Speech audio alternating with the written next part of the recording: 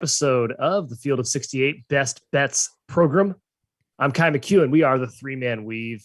Another great slate, guys. We were off yesterday, only 8 or 9 games. Who needs it? Tuesday slates are where it's at. Jim and Matt, and we're excited to talk about them. Jim, takeaways. Sunday, Monday, saw some games. What'd you think? All right. Well, I got 2 takeaways here, Kai. I hope I'm not swiping from either of you. But one, AC is bad. Sunday, we had NC State lost but covered. Miami, Florida won but did not cover. And then really the more important games for bubble and league possibilities. Virginia Tech loses to Dayton. Florida State loses to South Carolina. Pitt loses a bye game to Monmouth. I mean, that league is dire. It's in dire straits right now. They almost have as many non-top 100 losses as they do top 100 wins. So it is barely a major conference at this point. And then Matt, Baylor is incredible. Again, the defense, oh my God, it swallowed Villanova whole. They are rightfully the number 1 in the polls now. They've earned it. Yeah, Baylor rocks. They're like Arizona for me, where I just can't catch up to their rating to how well they're playing. I think at this point you have to anoint them in the creme de la creme. I left no doubt with that dominating performance. Defensively is how good they were. That's where I guess really impressed me specifically. Kai, here's what I looked at last night. There were 9 games. Yes. 6 of those 9, the road team covered. It is exam week for those of you not paying attention out there. Everyone's here either is in college or has been to college, or most of our viewers presumably have.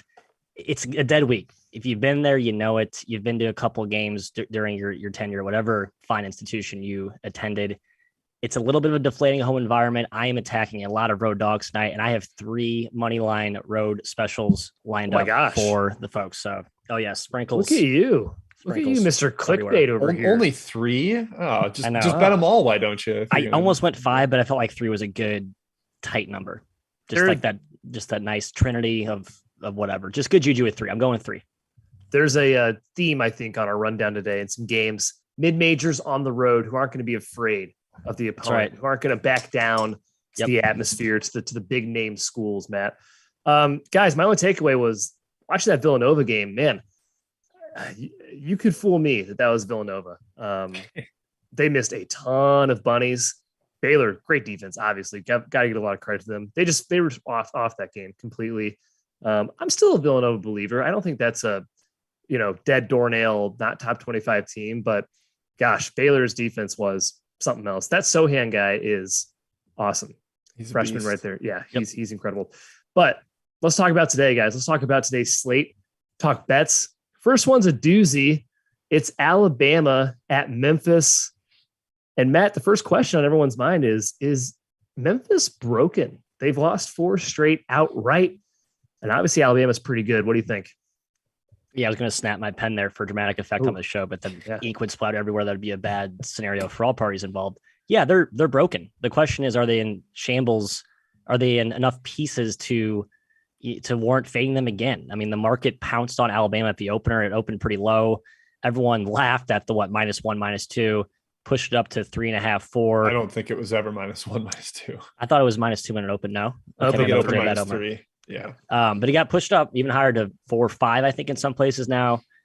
I don't know. My personal gut tells me this is the game that Memphis plays well. And then Memphis sort of feels like they're back on track, but really it was just a 1-game anomaly where they're catching Alabama off a big win at home. And maybe Alabama struggles to make shots, or Memphis's length bothers Alabama. You can sort of twist your way into liking the home dog here, Jim. But I don't really want to fade Alabama with Memphis. That's kind of where I'll end.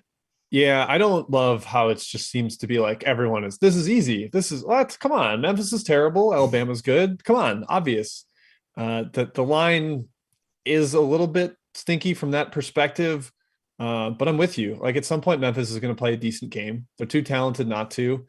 I actually kind of like the matchup for Alabama because when they play against a team that's going to run and not take away the 3-point line, they're pretty lethal. I mean, look what they did at Gonzaga.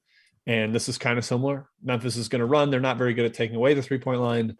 That's big, but Memphis can dominate the offensive glass. That's exactly how Houston stuck around. They had 21 offensive boards. Memphis can do that too.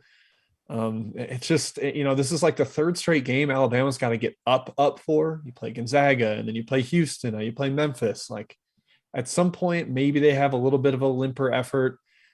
I still wouldn't bet Memphis. I mean, because really the only thing here is like maybe they finally play good, but I wouldn't want to bet on that because they've been laying so many eggs in a row. Yeah. Lean towards Alabama, Kai, but very, very wary.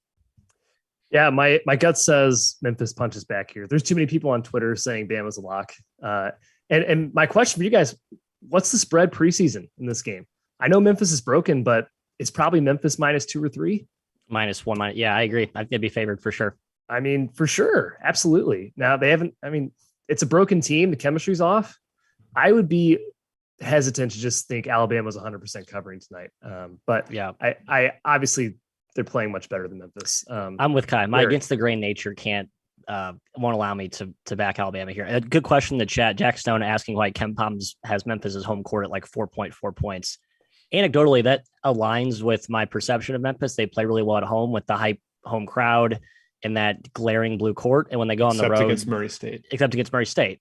I mean, Murray State made a ton of shots. I thought Memphis actually played very well in the first half there. So that wasn't like a complete catastrophe of a game. The second stanza was, but the first half was like, okay, Memphis looks dominant in stretches there.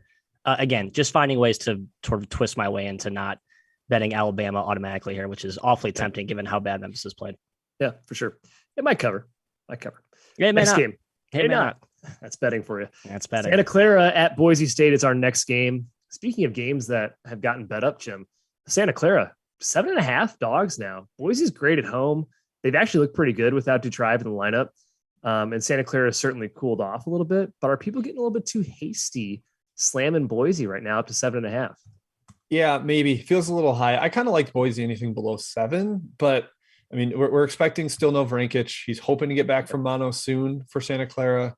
Honestly, that's big, but the no Bediako factor matters quite a bit too for Santa Clara. He's their big rim protector, their athlete at the rim. Without him, it's just Parker Brown. And this is a Boise team that slashes. Like it's a lot of slashers. They want to get to the free throw line. They've sucked at the free throw line this year, but they take a ton of them. Horrible. They take a ton, and that matters. Like for even if you're shooting 60% at the line, a trip for 2 is a great possession, 1.2 points. Mm-hmm. So I think that's going to be very helpful for them. Santa Clara, I just can't figure them out. They started strong and they've really, really tapered off. I think the no Vrankic thing's catching up. The lack of rim protectors catching up. So at the number, I can't really recommend anything, but I did like Boise a little bit below 7. Yeah, I was leaning the other way, and I don't like disrespecting the esteemed Taco Bell Arena up there in Boise, a notoriously strong home court. But Jim mentioned it. It's tough to figure out Clara right now. I know Vrankic being out is people want to chalk that up as the excuse for why they've tapered off. I think there's some other issues that have emerged that maybe they were playing above their head to start, or they've just stumbled in some other ball handling, role allocation concerns. I just think it's a big number for a game that's going to play pretty low and pretty ugly. Both these teams have a lot of size and length, and it just has that immovable object meets movable object type of matchup to me on paper. BetRivers is offering 7 in the hook. So if you buy what I'm spewing out right now, I think now's a good time to hop in with our fine sponsors on the dog. Yeah, I'm leaning towards the dog as well. But on the road, we only have one example of Santa Clara on the road. It was a short trip to California, and they got pretty much wiped by the Bears. Certainly not a home run effort in that one. The previous losses weren't terrible, like losing to pretty good teams, Louisiana Tech, Frozen State. I think it's just too many points.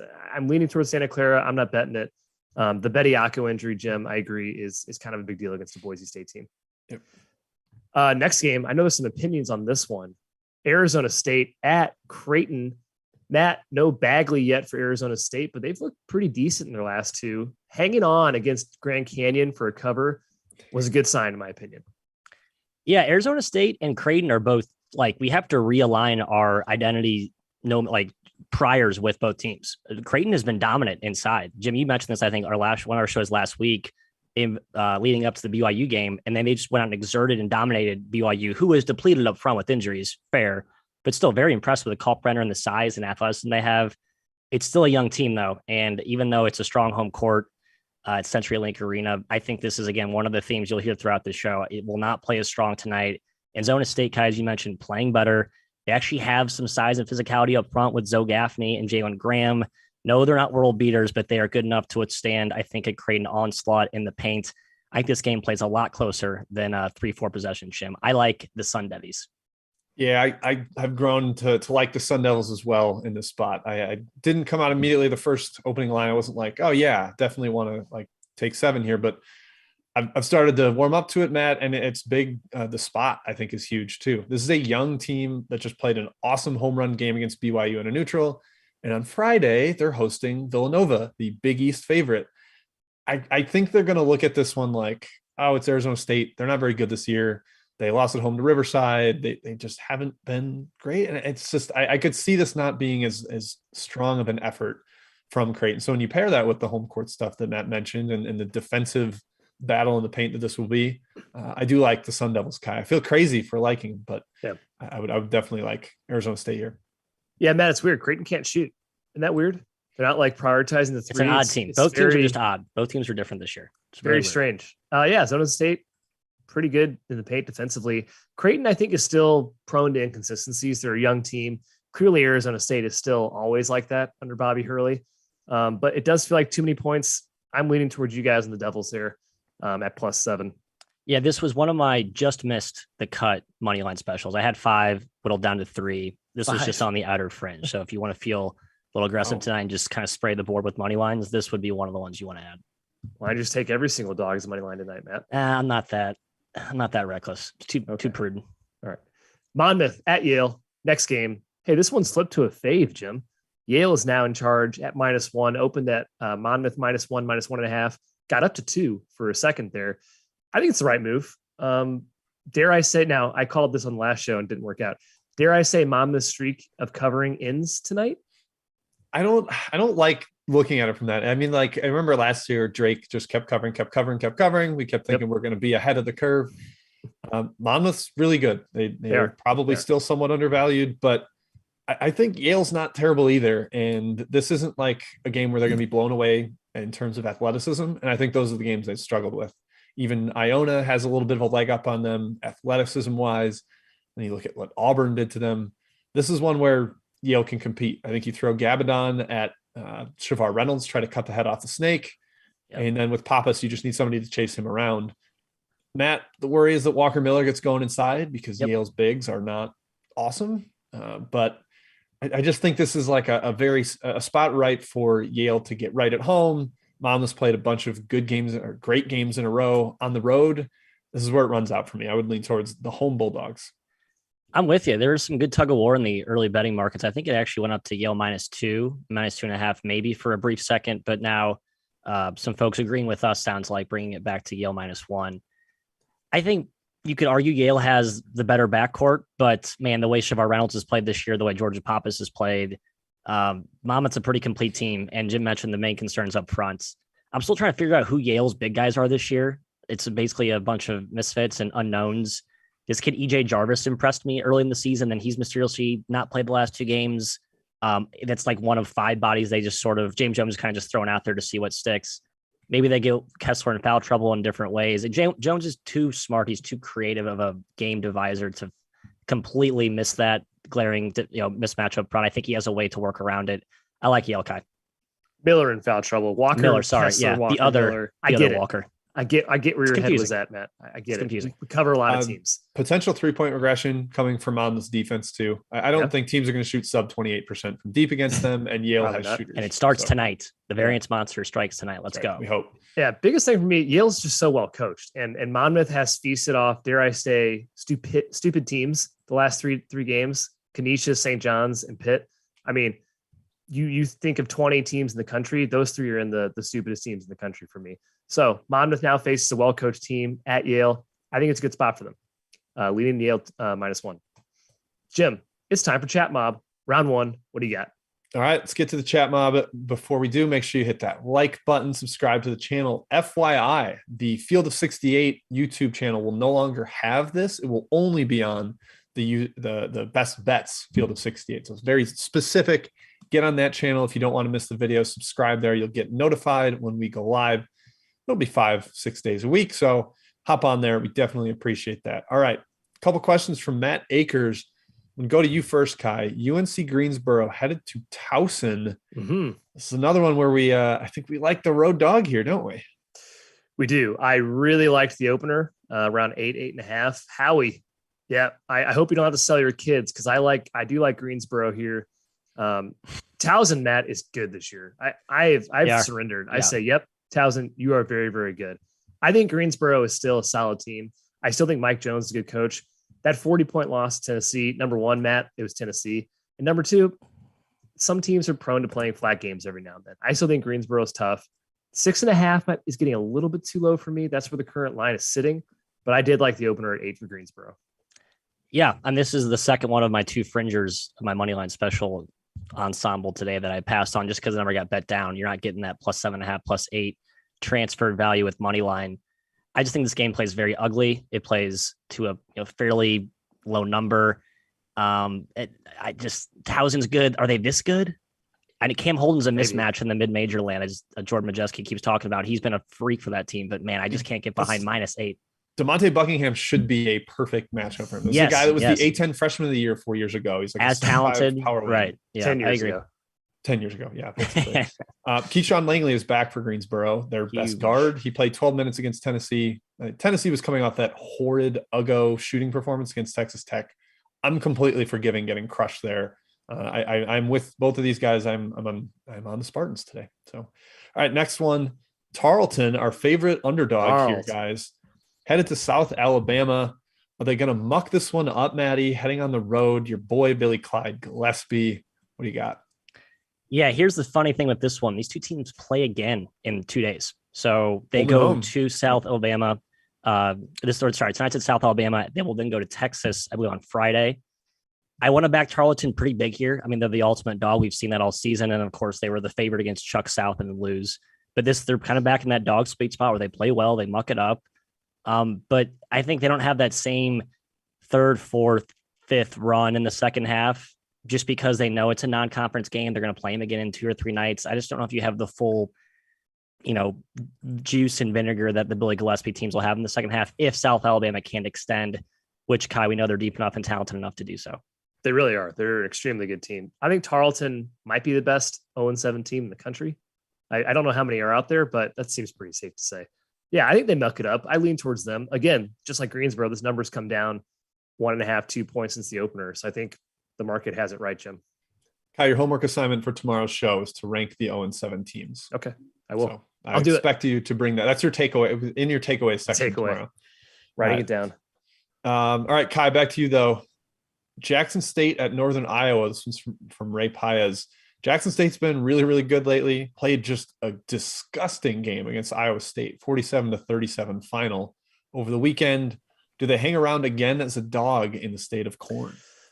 I kind of lean their way, Jim. I doubt they went home after playing in Ames. They probably just bunkered in a hotel, took the short trip to Northern Iowa. Gosh, you're telling me it's a 14-point spread with a 128 total?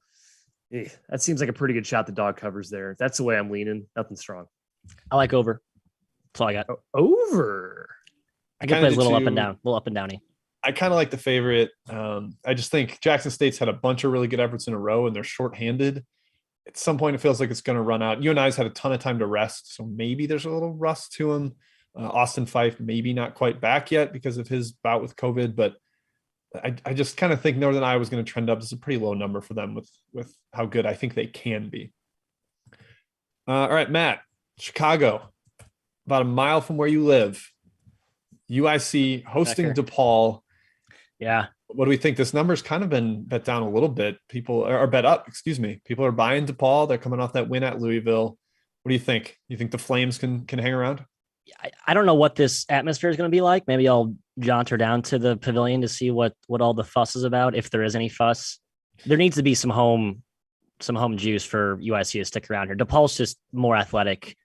And I know we would probably give the coaching edge to UIC here, but this UIC team is struggling. I don't know. I don't feel like Yaklich knows how to use these pieces. They lost Mo Commander for the year. He was supposed to be the lead ball handler, and the guard play is really shoddy. Kai, I just can't trust UIC here. I think DePaul might come in with like that. We want to be the big bad Chicago alphas and just assert dominance from. They already lost to Loyola, so I don't think they can be the alphas. Yeah, I guess they've already lost that crown. I'm not sure Stubblefield's not the best coach in this matchup. I don't Yaklich hasn't proven anything to me yet as a head coach, and Stubblefield's done absolutely zero wrong so far. Yep, fair. Very fair. All right, Kai from T Kizzle, VMI headed to Wake Forest. What do we think? Steve Forbes' squad's been really, really good, but VMI gotten back on track. They won 2 games out west. against Portland and Seattle. Are they going to get another one here? Yeah, Wake is becoming a very scary team to fade. They've just vaulted up the standings in KenPom based on their blowouts. They can blow out any team in the country, apparently. Alanis Williams, Matt, has been incredible. Guys like a triple-double machine, transferred from Oklahoma. But VMI, with Trey Bond in the lineup, they're a lot better. 15 is like right on my cut where I'm leaning towards the key debts, but certainly wouldn't recommend fading Wake Forest currently. Yeah, VMI was a cover machine last year in the non-con, and they're starting to trend back to that with Bonham back in the lineup. If you haven't prepared against Earl, it's not a good situation. And I know that Forbes is an awesome coach, and they are the more athletic team, like leaps and bounds more athletic. But VMI is a tricky matchup. If they get hot, this could get a little bit too close to comfort for the host Deacons. So another road pup I'll be backing probably, Jeff. I'm super high on both teams relative to the market, I think. So I'm staying away. I'm like my category of being high on both leads the line correct for me. So nothing for me. All right, let's go back to the outline. Matthew, Kai's our host. Kai, I'll go back to you, and I will continue to collect questions. Let's talk Furman. Let's talk North Carolina. Double-digit spread, but it has come down 1 or 2 points. Matt, feels like too many. I think Furman's a dangerous team. They can shoot the crap out of the ball. They shoot among the most threes in the country. But is UNC too big? Is that our concern? I don't know how many times we said this year that UNC is leaps and bounds longer and more athletic and bigger, and they're going to dominate the paint. And then you look at all these results, and it's like, well, it didn't really blow out Elon, didn't really blow out USC Upstate, and Brown took it to them. Furman's going to score 90 on the Tar Heels. This is 90. The first of my money line special tonight. I hate that it's come down to 10, but I think Furman has a legit chance to win this game. Yeah, Bob Ritchie, local Carolina boy, trying to sort of put his name on the forefront of next great mid-major coaches. This is sort of his time to shine, and I think Furman gets it done tonight. I'm going all in on Paladins. Wow, I mean, I like Furman here. Paladins. No, it's the Paladins. It's been the Paladins since 2019. The Paladins, baby. Dig in. I like Furman against the number. I'm not ready to go money line with my guy Matt, but UNC is actually trending up right now. Like they're actually playing a little bit better defensively. A lot better. Yeah. So that matters a little bit. Furman's been in some wars recently, played a couple overtime games, barely squeaked one out against App State, got a late cover there. I don't know. I'm 10's probably a little bit too high for these two because Furman's just so well coached, but UNC's really good. I'm buying them. Definitely the second best team in the ACC right now, Kai. Yeah, I think I was too hasty to give up my preseason UNC love. After the Purdue collapse, they were competitive in that game. They were winning that game. They didn't cover. Tennessee game, they looked like crap in the second half. Looked like a team that had collapsed against Purdue and had nothing left. So I was like, all right, UNC, get out of here. And then last 3 games, man, they've looked pretty good. Elon, they didn't cover, but that Michigan dismantling was great, obviously. I'm just concerned about Furman's defense. I really think UNC's going to destroy them inside, but I don't think Furman, and this is what I was talking about earlier in the show, this is an experienced team. I don't think they're intimidated here at UNC. They beat Louisville at the Center. They can absolutely knock off UNC. Plus 10 is definitely a lean for me with Furman. And speaking of a team that will not be intimidated on the road, it's Georgia State at Mississippi State. Jim, it feels like Georgia State, a very tough mid-major, fully healthy versus a Mississippi State team that's still figuring out is a strong bet. Do you agree? Yeah, I'm getting ahead of Maddie Moneyline. This Georgia State wins. No. Yeah, I agree. Boom. Georgia State plus 9.5. They've had a lot of time off. So again, if you are concerned about rust, that is something you might want to take into account. But Mississippi State won't be as dominant inside with Tolu Smith out. I think they're going to struggle with the zone pressure a little bit. Rocket Watts will probably hand the ball to Georgia State at least 3 to 5 times in this game. I just don't think they have their pecking order totally figured out. And they're coming off like a feeling like we should have won that game against Colorado State. This one just, I think, means more to Georgia State than it does to Mississippi State. You get a really hyper-motivated road dog coming in ready to assert themselves and be like, hey, we were the Sun Belt preseason favorite. We're healthier now. That blowout against Rhode Island is a complete mirage of a result because they were missing 4 of their top 6 guys. Yeah, I'm in on Georgia State here, Matt. Tell them why I'm right. Well, you took all my points. I don't have anything else to add. The only thing I was going to maybe throw in was they actually have some size up front to combat. But you're right. I mean, no Tolu Smith, that size advantage is a little bit negated. And I feel pretty confident that I'm not undervaluing Mississippi State. I was just on them last game against Colorado State. Should have covered, but pretty abysmal late collapse there. Yeah, I'm with you. I think Georgia State has some real they're ready tonight. They're ready to go. Good. Georgia State's a really good shooting team. They're top 10 in the country in 3-point percentage. Now something I realized. And it's legit. Like they have so many shooting threats. Like there's like 6 different guys that do it. Schematically, GSU is still playing a zone, I believe, under like kind of zone trappy type stuff. Yep. Yeah, they want to make you shooters, and that's not Mississippi State's game. I really think the matchup and the angle, whatever you want to call it, really favors Georgia State here. Next game, Miami of Ohio at Clemson. Matt, the theme continues, man. Miami of Ohio, tough mid-major. There's no intimidation here. But Clemson, they've been shooting the crap out of the ball, and they've proven they can blow out mid, low major squads. Who do you like in this one?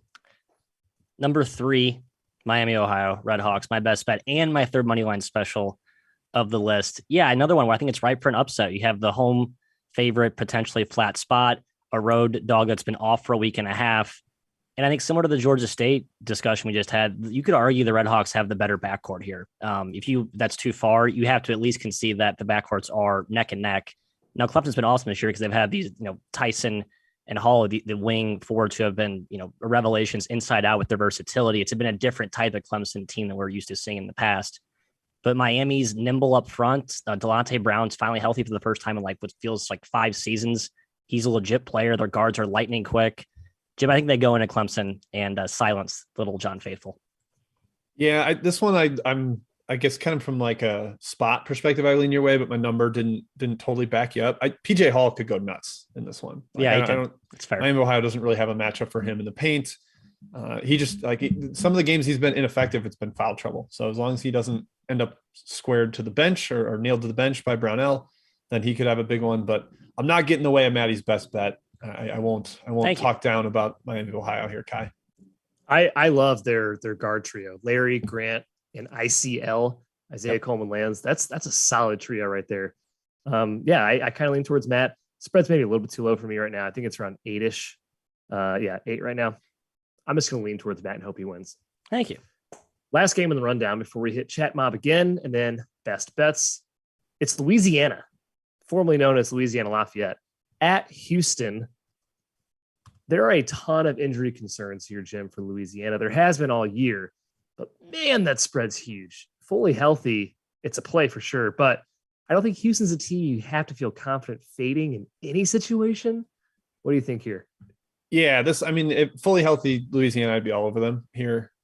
But without AU, the point guard, and Akuba, the reigning defensive player of the year, I think, in the Sun Belt, monster shot blocker, he's been in a boot. And I'm a little hesitant. And you throw in the fact that Houston is going to be pissed the F off after that non-goaltending call, lost to Alabama in the final seconds.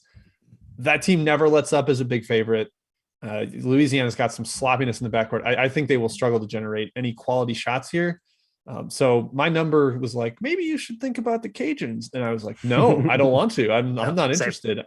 I think there's a chance Houston wins by 35 here, Matt. Yep. I took it for the smallest possible amount that you could bet. But I did take the Cajuns. They have a lot of power conference down transfers. Bob Marlin's been building this model for years there. He hasn't been as successful the last few seasons because of so many injuries. But you might remember the game when they went into Kansas. I think it was 2019, almost knocked off the Jayhawks. I think when this team's fully healthy, you're going to see a team that has the upside to get to as good as that squad was, which was fringe top 100. But against Houston, pissed off the Bama game. If you put any more than a smidgen of a unit on it, Kai, I think you're foolish. Yeah. Hey, Jim, Chat Mob, round 2.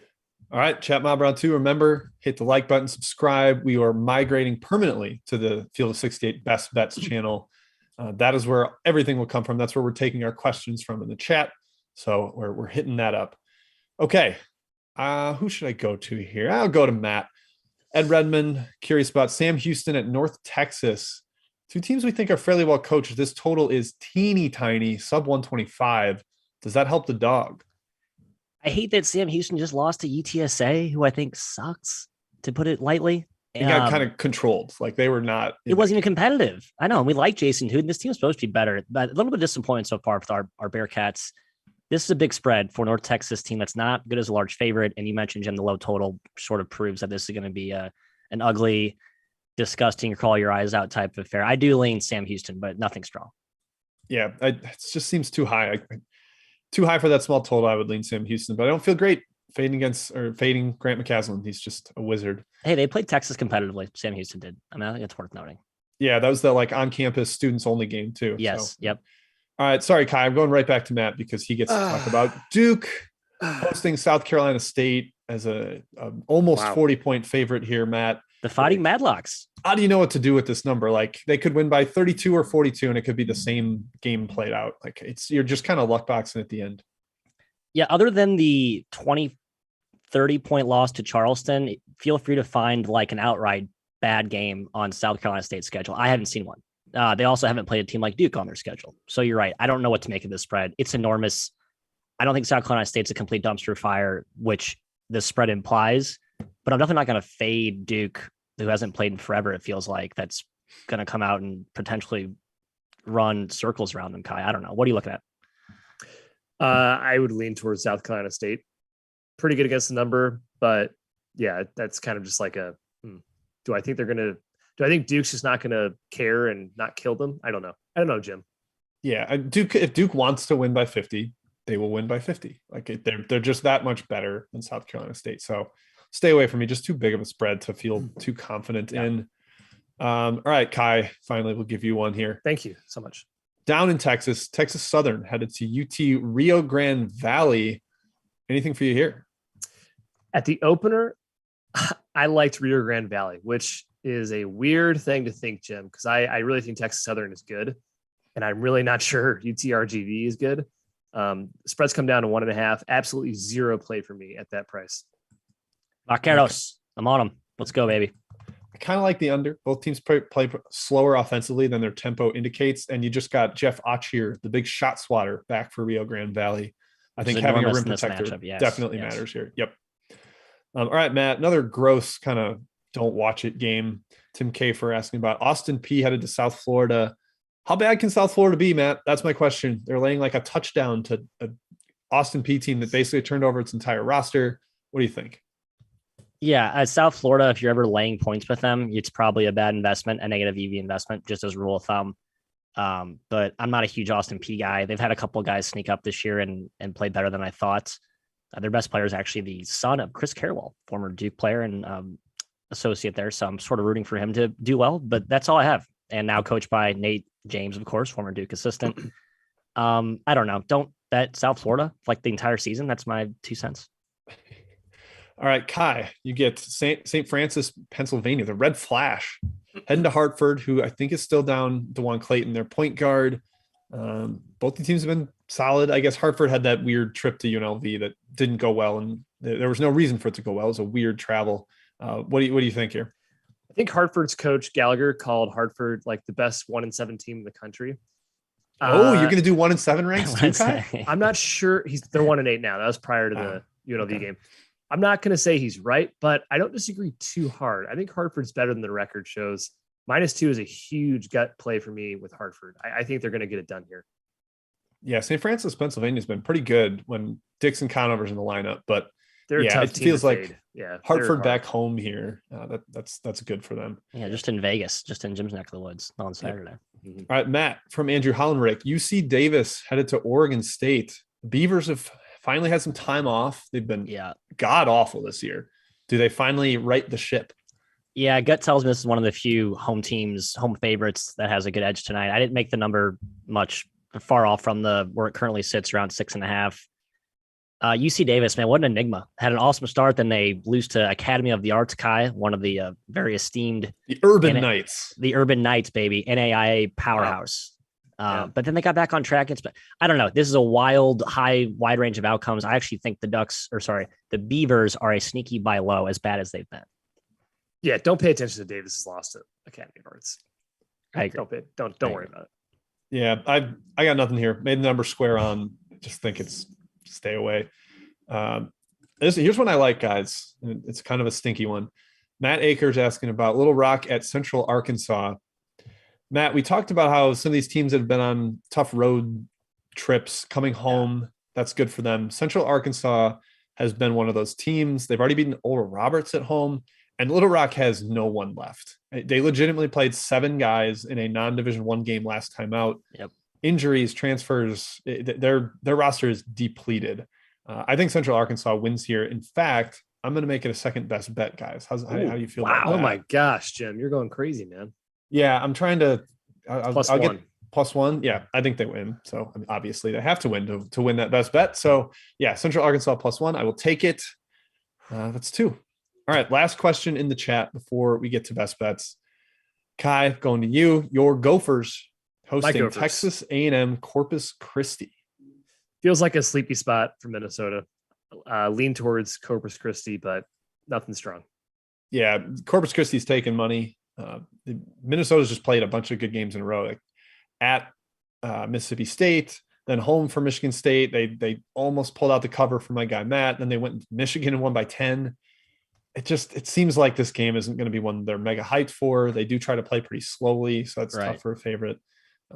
That said, my number leaned toward Minnesota, so I stayed away because spot versus number was not something I wanted to get in the way of. All right, that wraps it up for Chat Mob. Hit the like button, subscribe. Thank you, everyone, for the questions. Let's give them the best bets here to close out the show. And I guess I start with it. Start us off, Jim. I've given both of them already. So just to recap, Georgia State +9 headed to Mississippi State, and then Central Arkansas +1, a show ad based on the question. Little Rock's a team I'm looking to fade without all those guys. So they only beat Philander Smith by 9. Tough Philander Smith. Smith. I was just looking at that. Academy of Arts a game. I'm telling you, Philander Smith. I know we need to put those two teams on. We need to basically like pick and choose these random non-D1 teams that play good games and just stack them up and see how they pan out. Matt, your best bet. Miami of Ohio, the Red Hawks, the Fighting Jack Owens, headed into Little John, going to silence the Clemson faithful there. A +8 is the official number, I believe, which I locked in when we went through it in the rundown. Indeed. A second late ad for me.